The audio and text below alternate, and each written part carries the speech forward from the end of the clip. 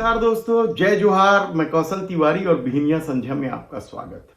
Propaganda के जरिए अपनी छवि सुधारने की कोशिश में लगी सत्ता ने एक बार फिर बजट के जरिए मध्यम वर्ग के बीच अपनी छवि बनाने के लिए मैं भी मध्यम वर्ग का जो हैशटैग या हेडलाइन या पंच लाइन या मास्टर स्ट्रोक खेला है, उसकी हकीकत क्या। हालांकि बजट को लेकर हमारी समझ उतनी नहीं है जितनी अर्थशास्त्रियों की होती, लेकिन जितनी भी समझ है उसमें साफ दिखाई दे रहा है कि मीडिया सत्ता के साथ किस तरीके से खड़े होकर इस बजट को मध्यम वर्ग के लिए शानदार और महाकुंभ बताने से भी परहेज नहीं कर रही।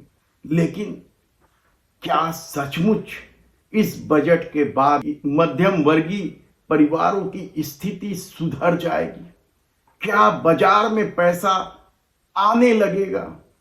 क्या जिन सेक्टरों में बदहाली की हालत होने लगी है, चाहे रोजगार के क्षेत्र में या ग्रामीण व्यवस्था के क्षेत्र में या फिर शिक्षा, स्वास्थ्य या वेलफेयर के क्षेत्र में, सब कुछ सिर्फ ढकोसला है।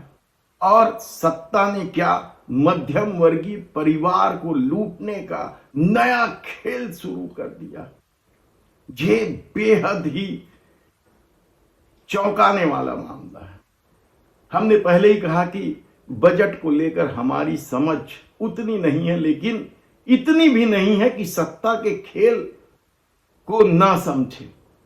और यही वजह है कि आज हमें उस बजट को लेकर बात करनी पड़ रही है जिस बजट को मध्यम वर्ग के लिए शानदार बताया जा रहा है। लेकिन हकीकत तो यह है कि आपदा में अवसर तलाश कर सरकारी खजाना भरकर उद्योगपतियों को सौंप देने के आरोपों से घिरी सरकार इस बार भी मध्यम वर्ग को केवल और केवल बेवकूफ बनाया है, कहा जाए तो गलत नहीं होगा। सब कुछ उनका छीन लेने की बड़ी योजना है, दूरदर्शी योजना है।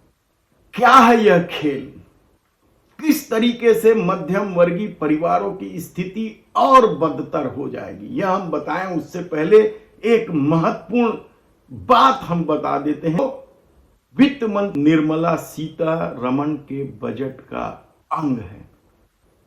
शिक्षा के क्षेत्र में बजट कम कर दिया गया, स्वास्थ्य के क्षेत्र में बजट कम कर दिया गया, कृषि के क्षेत्र में भी बजट कम कर दिया गया, वेलफेयर स्कीम को लेकर सरकार जो काम करती थी उसमें भी बजट कम कर दिया गया, और ग्रामीण विकास के क्षेत्र में भी बजट कम कर दिया गया।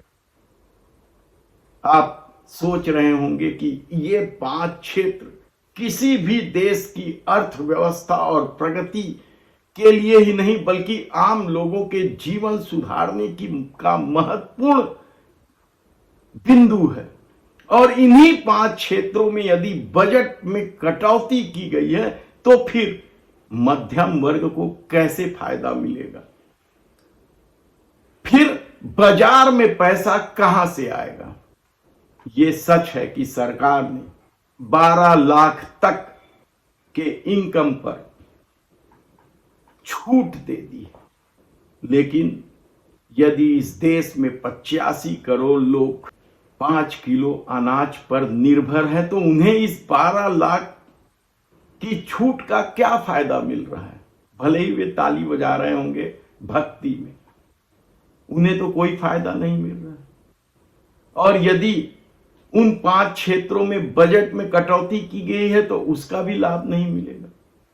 फिर किसे लाभ मिलेगा? और क्या वे पैसे बाजार फेंकेंगे, डालेंगे? नहीं, यकीनन नहीं।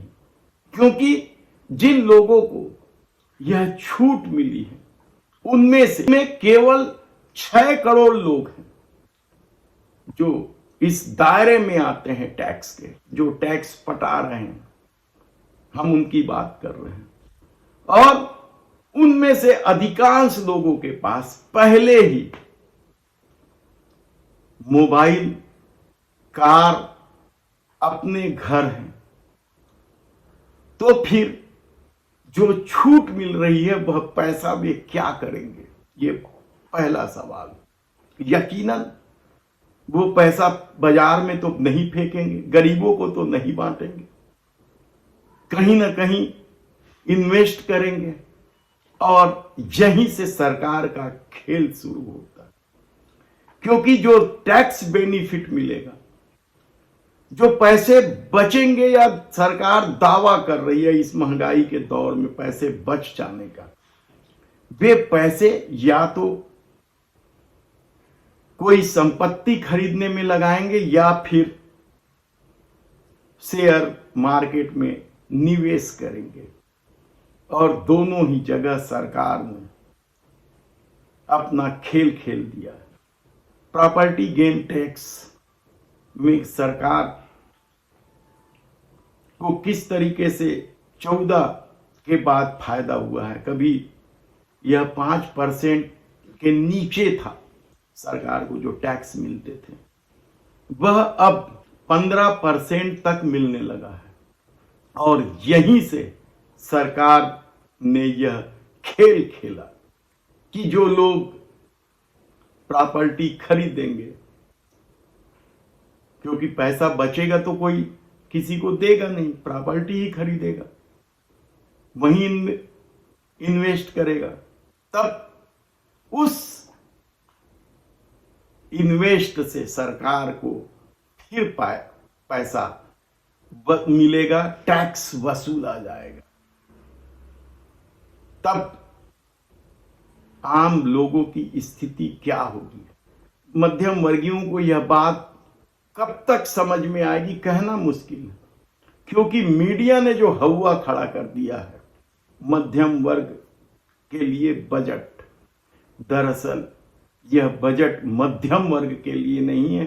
हर हाल में सरकार पैसा कमाकर अपने मित्रों को सौंप देने की जो रणनीति बनाई है, उसके तहत यह छूट दी गई है।